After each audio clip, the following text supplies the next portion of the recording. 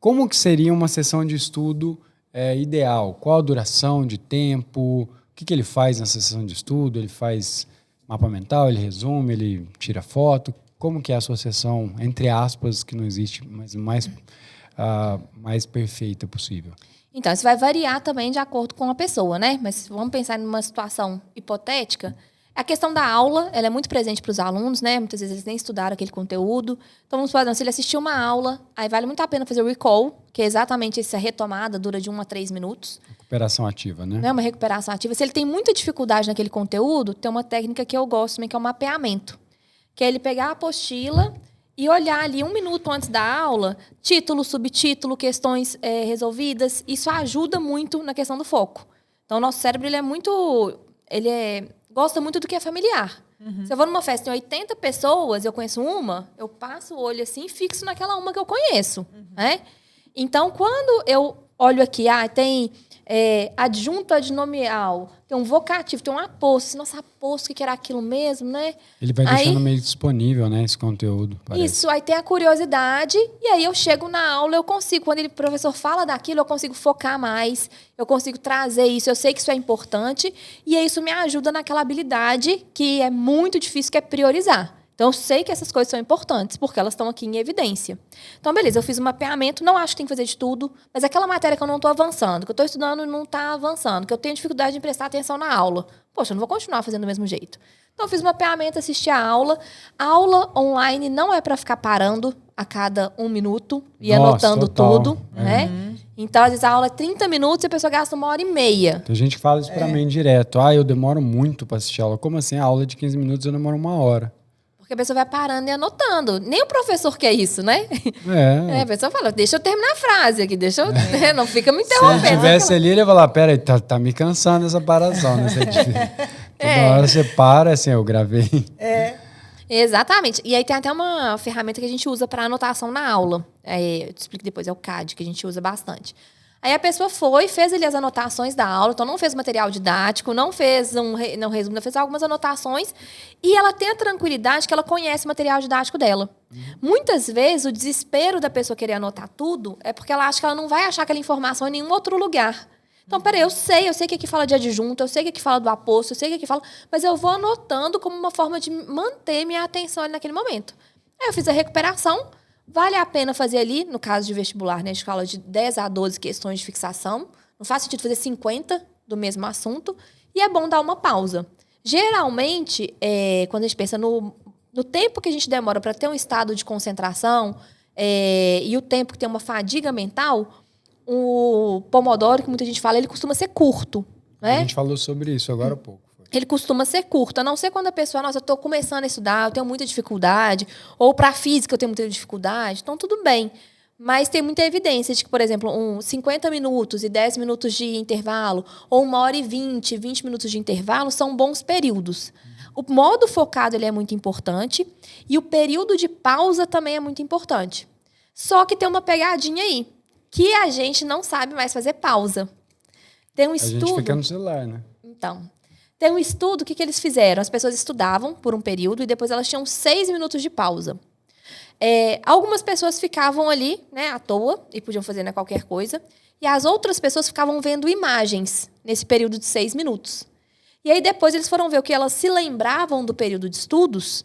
E aí quem ficou vendo as imagens se lembrava metade do que as pessoas que fizeram a pausa mesmo. Porque a gente tem um input, está vindo ali um tanto de informação. Chegou a hora da pausa, não é hora de eu ter mais informação, de eu ver a vida da galera, né? E eu vou pro Instagram, eu vou pro TikTok, eu vou pro YouTube, eu vou colocar mais informações. E eu acho que eu estou numa pausa. Não estou numa pausa. Então, a gente precisa ter uma pausa que não tem foco atencional. Que eu estou fazendo alguma coisa que eu não preciso de ter o foco ali. Pode ser brincar com o cachorro, brincar com a criança, pode ser ficar deitado, pode ser lavar a louça, né? Aí você fala, estou na pausa de estudo aqui e vou lavar a louça, gente. A gente chama de desfocagem deliberada. É intencionalmente desfocar de algo que não requer atenção focada, né? Tipo, ficar vendo imagem ou ficar dando curtida lá no Instagram, no TikTok, ou seja lá onde for, ainda continua mesmo ponto focal, né? Exatamente. E mesmo aí, modo de foco, né, pro seu cérebro. E aí a pessoa está focando em alguma coisa. E esse é um problema hoje. A pessoa estuda muito, aí ela não sabe descansar. e ela não sabe o que fazer nos períodos de pausa. Então, a gente não tem período de pausa, não tem período de descanso. Ela está estudando, não está tendo resultado. O que ela faz? Estuda mais. Contrata uma nova plataforma, estuda mais, isso desde a escola. O mais comum na escola, quando a pessoa não está tendo resultado, é o pai, a mãe, a escola indicar uma aula particular. Professor particular. Não é? Então, a pessoa tem a aula, mas ela não está dormindo, o corpo dela não está ativo, ela não faz pausa durante o estudo, ela estuda só de forma passiva. E aí, e aí não está tendo nota boa. O que ela faz? Mais aula particular. E aí ela continua assim, não está tendo resultado, o que ela faz? Mais aula particular. E mais aula particular. E aí, se a gente vai mudando esses pontos, eu falo muito com os meus alunos, falo que a aprovação mora nos detalhes. E a gente vai cuidando desses detalhes da pausa, do sono, do jeito de estudar. E a aprovação é consequência. Então, a gente não foi ensinado a estudar, a ter pausa e descansar. Quando a gente ajusta esses pontos, o conteúdo ele entra com a importância que ele tem, mas desde que a gente tenha uma base preparada para isso. E muita gente não fala, porque assim, existe um mito também, e eu acho que você já explicou, a sua fala já aponta para isso, mas é interessante falar, porque tem muita gente que fala assim, não, é só sentar e estudar. Tem um meme que é bundinha na cadeira, método infalível para aprovação. Isso. Odeio esse meme. E aí então, mas aí cria-se essa, porque eu acho que é uma coisa natural, né? A pessoa acha que não, é só fazer na força. E isso a gente faz em todas as áreas da vida. A sensação que eu tenho é que a gente faz isso em todas as áreas. A gente acha que só na força do braço, a gente dificilmente paga consultoria. Eu treinei muito tempo academia de uma maneira errada, que me prejudicou, por exemplo, eu fiquei com o ombro um pouco... Então é por isso, então, né? Que eu jogo tênis tão bem, é uma deficiência que me facilitou. E aí, mas tipo assim, porque eu achava que o cara não, esse cara não sabe fazer esse treino, né? O cara só estudou pra fazer isso. E aí eu queria fazer o meu treino, não, isso aqui é, tipo assim, é só pôr peso aqui que vai dar certo. É mais ou menos o mesmo pensamento. O que você fala para essas pessoas que defendem essa ideia de que basta sentar a bundinha na cadeira e estudar? Então, é a mesma coisa, né? Quando a gente chega assim, a pessoa que quer emagrecer. Aí você fala, é só fechar a boca e fazer atividade física. Ou a pessoa que está endividada. Você fala, é só você gastar menos do que você ganha e começar a investir. Para a pessoa que está vendo de fora, é assim, né? E até interessante, uma vez eu estava com... tinha uma aluna minha e o pai dela, né? Eles foram lá no escritório.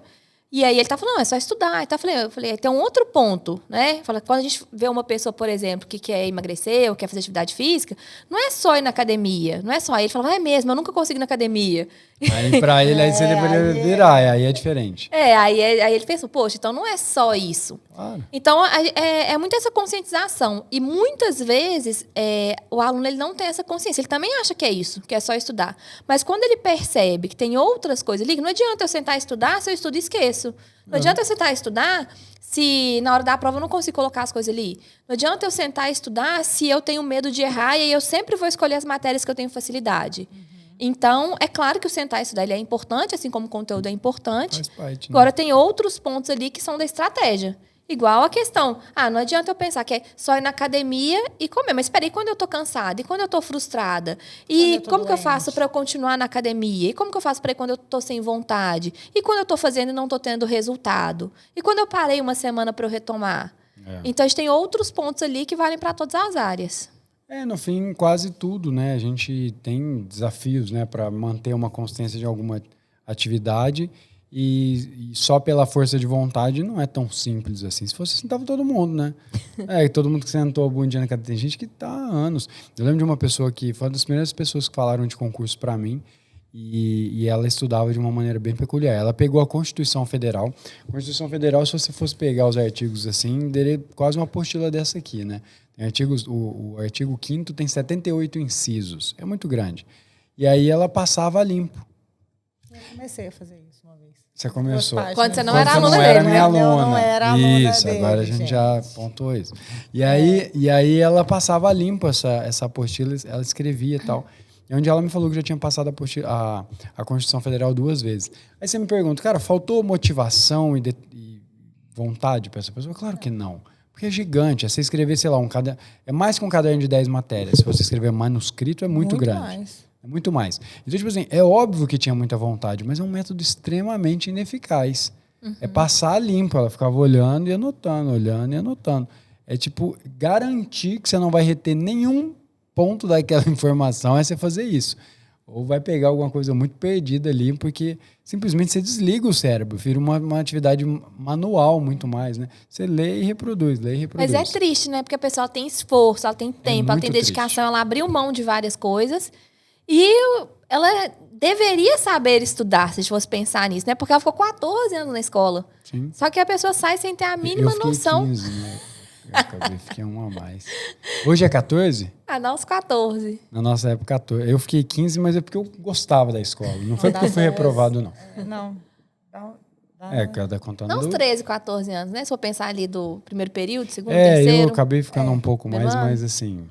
Porque você gostava Eu da gostava, escola, né? a escola é um Gostava lugar. muito. Mas aí a pessoa sai sem saber lidar com erro. Quando, né, na escola tem muito isso. Vai mal na prova, dobra a pontinha da prova, enfia no fundo da mochila e finge que aquilo nunca aconteceu. Total. Né? E aí a pessoa fica assim, ela faz simulado e não quer corrigir. Ou ela fala, não, eu vou fazer simulado só quando eu terminar a matéria toda. Sim. Porque se eu fizer agora, eu vou mal. É. Né? Então aí Muito a gente mais não tem. tem essa ideia de falar, espera aí, mas se eu for mal, e daí? E daí se eu for mal? Então, se eu for mal, eu vou pegar e vou fazer isso aqui. Vou olhar o Agora- que eu preciso melhorar, né? Agora está nessa época de prova, né? Aí direto eu recebo mensagem, eu acho que eu não vou fazer a prova, tal, porque eu não Nossa, estudei vem tanto. cada motivo pertinente, né? Vem motivo razoável, às vezes. Vem muito que é assim, né? Ah, não vou fazer porque eu não terminei. Mas vem motivo assim, porque se eu fizer esse ano, o cérebro, nossa mente ela é complexa, né? Se eu não fizer esse ano, o ano que vem meu irmão vai entrar, a gente faz faculdade junto, sabe? Umas viagens assim, não é? No concurso acontece isso. Porque eu não vou fazer esse, porque também agora... Aqui no estado de São Paulo, eu tenho muita vontade de morar em Minas, e aí vai abrir o de Minas. Mas o que tem uma coisa com a outra, né? Faz esse, faz o de Minas também. Não, Mas assim, e chega um momento que a pessoa se inscreveu, a prova é na semana, e ela fala, eu não vou porque eu não terminei tudo, eu não terminei todos os livros, e aí eu acho que eu não Sim. vou passar mesmo. E tem até uma história que eu conto muito para os meus alunos. Inclusive, eu aprendi a história num dos livros, né, que fala sobre estoicismo, que é O Obstáculo é o Caminho. Ele fala do Tommy John. Ryan Holiday. Isso, né? Do Tommy John, que foi um arremessador de beisebol por 26 temporadas. E aí deu tudo errado com ele. O que acontece, né? Com todo mundo, ele teve uma lesão no braço, que era chamada de lesão do braço morto. Que quando tinha lesão, não voltava a jogar mais. Aí depois ele era chamado de muito velho, ele ficou na reserva, um tanto de coisa. E aí quando ele teve essa lesão, ele falou assim, tem alguma coisa que eu posso fazer? Eles falaram, tem uma cirurgia experimental, que se você fizer fisioterapia, reabilitação, pode ser que dê certo. E aí ele usava como lema, ele sempre falava assim, eu tenho alguma chance? Eles falaram, tem. Ele falou, então merece 100% do meu comprometimento. Ele falou, e sem a cirurgia? Não, sem a cirurgia não tem. E eu falo muito isso com os meus alunos. Você fez o primeiro dia de prova. Nossa, eu acho que eu não fui bem. Mas eu tenho alguma chance?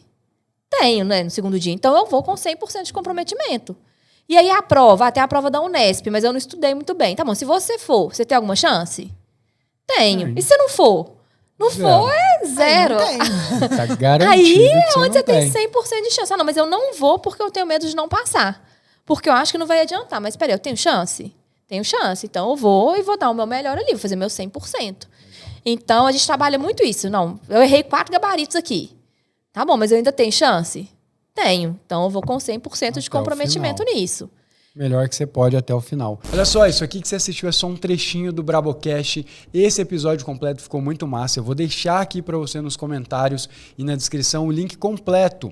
E não se esqueça também de se inscrever no canal do Brabocast. Se você quer ser aprovado, quer ver histórias inspiradoras, esse é o lugar para o concurseiro. Então já clica também no se inscrever e vai lá assistir o episódio completo.